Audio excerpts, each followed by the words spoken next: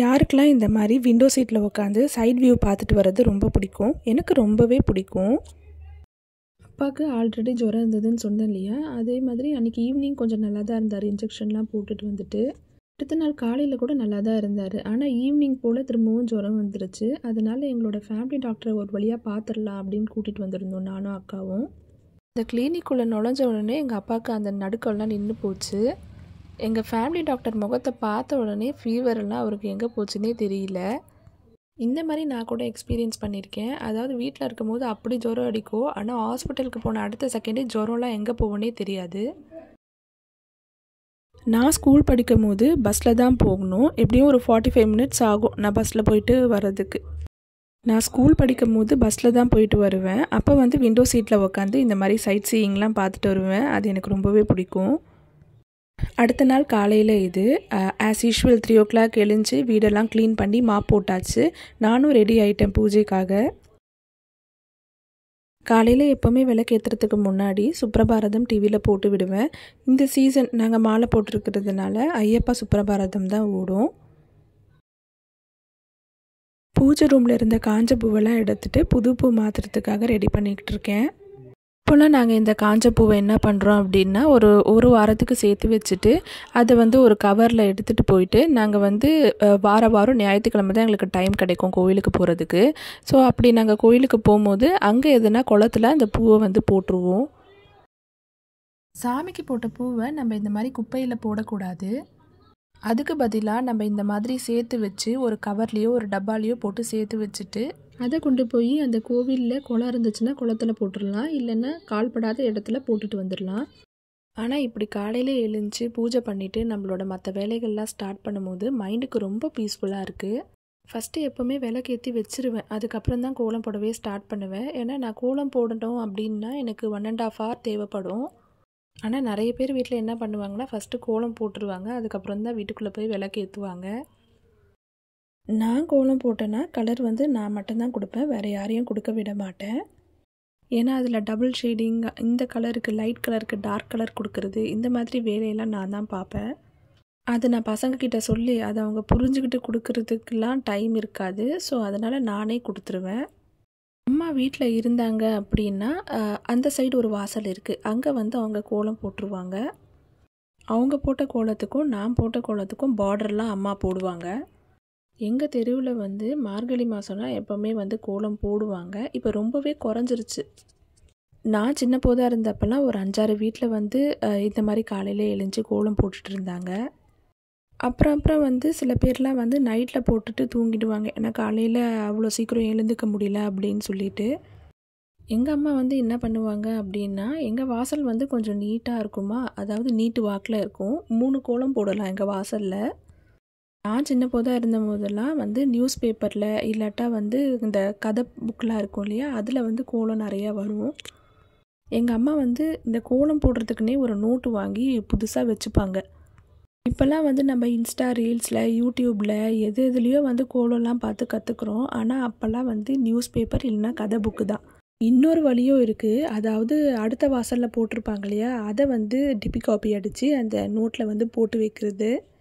இந்த மாதிரி போட்டு ஒரு கோலம் டைரினே மெயின்டைன் பண்ணி வைப்பாங்க. அதை மார்கழி மாதம் எடுப்பாங்க. இந்த மாதிரி வாசல் முழுக்க கோலம் போட்டு கலர் போட்டு விடுவாங்க. ஒவ்வொரு கோலத்துக்கும் நடுவில் பார்டர் வேறு போடுவாங்க. அப்போ பார்க்கும்போது அந்த வாசலே நிறைவாக இருக்கும். ஆனால் இப்போ எங்கள் தெருவில் நானும் எதிர்த்து வீட்டில் ஒரு அக்கா இருப்பாங்க. நாங்கள் 2 பேர் மட்டும்தான் காலையில் இவ்வளோ சீக்கிரம் எழுந்து கோலம் போடுறதெல்லாம். இது கூட அவங்க இல்லைன்னா நான் போட முடியாது, நான் இல்லைன்னா அவங்க போட முடியாது. ஏன்னா சேஃப்டி ரொம்ப முக்கியம் இல்லையா. பேச்சு துணைக்கு ஒரு ஆள் இருக்கும் போது தான் நம்ம 4 o'clock கொஞ்சம் தைரியமாக எழுந்து கோலம் போட முடியுது. என்னதான் சேஃப்டிக்கு கேமராலாம் இருந்தாலும் ஒரு ஆள் இல்லை அப்படின்னா நம்ம கொஞ்சம் பயமாக இருக்கும் அந்த டைமுக்கு எழுந்து கோலம் போடுறதுக்கு. 3 கோலம் போட்டிருந்த வாசல் இது. 3 கோலம் போட்டு அதுக்கு கலர் போட்டு அதுக்கு பார்டர்லாம் போட்டிருந்த வாசல் இது. நான் ஒரு கோலம் போடுறதுக்கே எனக்கு இவ்வளோ டைம் எடுக்குது.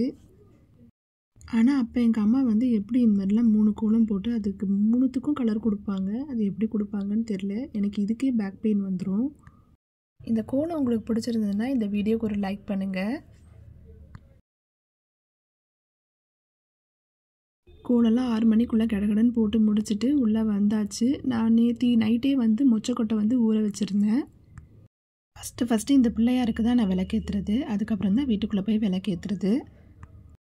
டைம் பார்த்திங்கன்னா 6 o'clock ஆகுது. இப்போ தான் மெல்ல மெல்ல விடியுது.